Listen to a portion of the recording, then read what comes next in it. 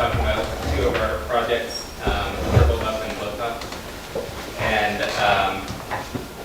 kind of talking a little bit.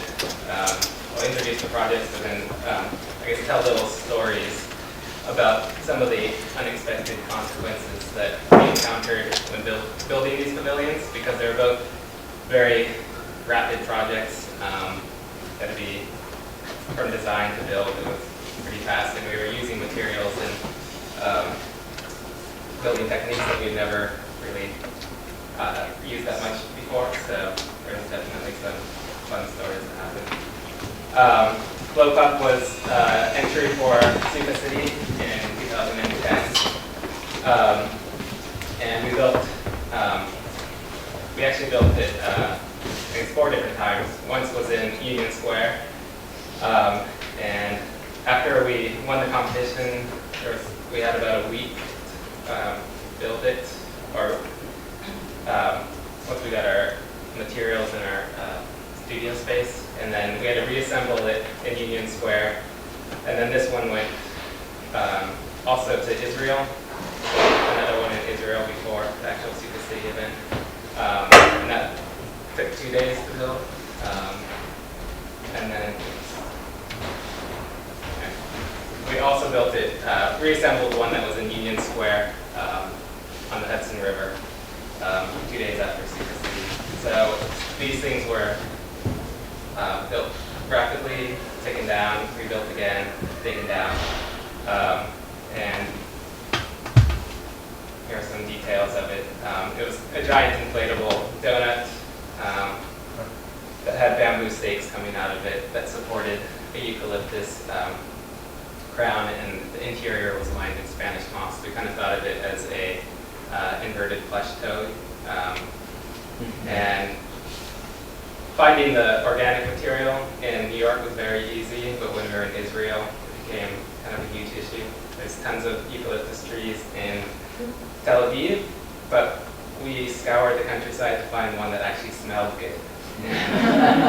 They were all unscented, apparently. So a huge portion of this was that the eucalyptus leaves would impart a lot of fragrance to the interior space.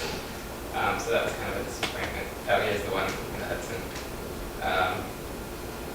And then also some of the interesting things about this was that it also had to conform to a lot of the laws of Sukkot, as well as some of the New York City laws, and then even the Union Square bylaws. So there was some redesign from the original concept that occurred. The second project was Burble Bup, and this was built out on Governor's Island.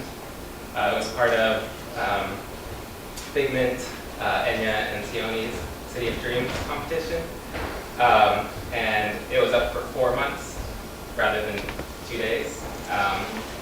And it was, again, another inflatable project with a landscape of, this was the model. Initially we intended it to be covered with grass, but there was no water there. So. But the landscape was made of wood chip stuff, basically stockings. And again, yeah, this was up for 4 months, but it loved to have our attention, so we spent a lot of time loving it back. Some of the uses that it had, there's some spontaneous performances that occurred, and apparently the music, or the sound of music underneath it was pretty nice, so these kids played underneath the inflatables, and then kids loved to play with it as well. So some of the, this was our second inflatable project, and we're still kind of figuring a lot about it, and a lot about the materiality of it. And also, we love these things because they have a lot of emotional quality to them. They're like, we thought of each of them as our own little pets. And knowing this from Burble Bup, we designed the second one to be a kind of another little pet. And it was kind of, so it has a head, it has legs, and it has a body that's a donut. And because of this geometry, it also had a little butt. And the butt wasn't important within the scheme really at all. It had no, like, the heads were and legs were important because that's how you connected all these butts together. And the donut shape allowed it to fill up space, and the butt was just kind of a residual aspect. And so we didn't think much about it. And here you can see this is how you typically would connect one butt to another. Up in the top is a harness. And so a lot of pressure ended up going into that area. And as you put more pressure on it, this is kind of the original shape. All the air began to expand and push the ass portion to be much bigger. Slowly grew even larger. And by the end of the summer, with all the heat and all the kind of variations in how these things were arranged, the ass was just gigantic. And I mean, it was really hilarious to watch it kind of grow, because again, we didn't really anticipate that it was going to have any sort of impact within the design.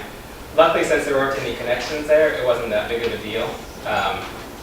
But it just got in the way a lot. We couldn't reach around it. And like, there were so many times when I was on the ladder constantly inflating this thing, and like, I just run into the ass all the time. It was just there, but you just didn't anticipate how big it was.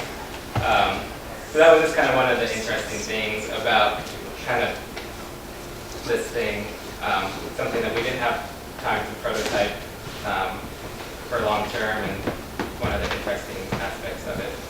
The other thing that we encountered was like Hurricane Irene, which luckily for us, it wasn't that big of a deal. Somehow, I mean, I know it wasn't a big storm, but we kind of escaped that one unscathed. However, there was a freak storm that no one probably ever remembered, like after the 4th of July. It lasted for like 5 seconds, which kind of wreaked havoc on the pavilion. So we survived a hurricane, but not a little freak storm. But so the kind of the weather that happened throughout the summer was constantly kind of toying with us. But then also, Burble Bup seemed to also produce its own weather patterns. Because it was all made out of wood chips, and they're all stacked pretty high, and because of the rain and the New York heat, the whole thing was decomposing the whole summer. And what would happen is that we'd have these big piles of wood chips, and they're kind of in a funnel shape. And so if you were to stand up on top of this after a rainstorm, there would be this hot breeze that was like, you're standing in, and it was crazy. It was unbelievable. So out of the three columns, as we call them, after a rain, there was super high temperatures coming out of that. So that was kind of an unexpected, interesting quality to this. And it also was kind of fun too, because the whole thing is decomposing, except for the inflatables, and this was supposed to be a recyclable pavilion. So a large majority of this will eventually decompose and is actually used on Governor's Island at a nearby garden. And then the other thing was just the amount of mushrooms that would grow on this too, because it was decomposing. And we had wanted initially there to be grass, but like I said, there was no water. So in the end, we ended up getting stuff growing on it unintentionally. I wish we could have had more control over this. And I think I might have been the only one that saw it, because I was out there every morning. But because by midday, they were kind of trampled. They were camouflaged, but it was just this. It was really fun to go out there and see the all the mushroom forests that were growing.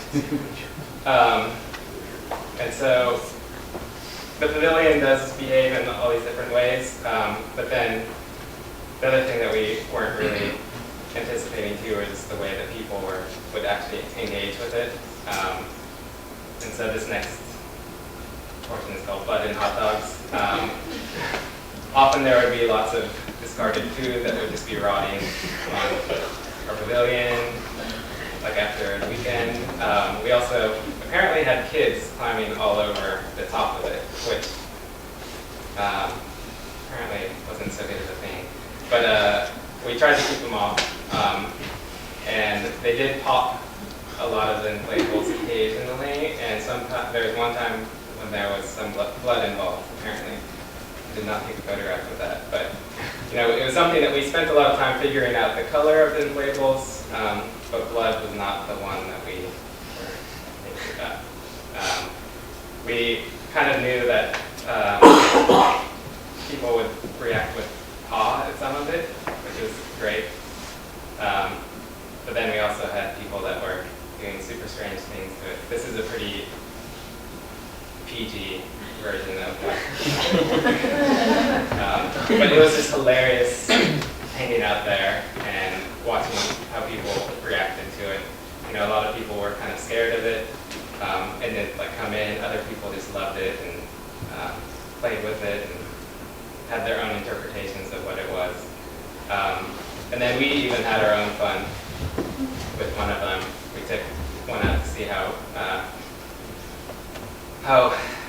an inflatable actually works in the water every time, and it worked pretty well. It was about a kind of fun time. And, well, I'm just going to leave it with this. This is just, this is Princess Beatrice. I don't know. I saw this image and I was like, I don't know why I love that hat so much. And I realized there's some similarities between the plant and purple. But yeah, and then I have a short little video.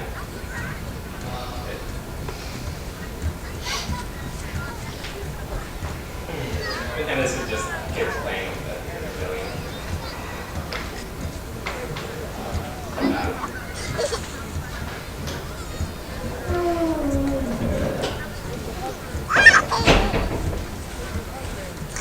Again, we knew that kids were going to play with it, but we just didn't know quite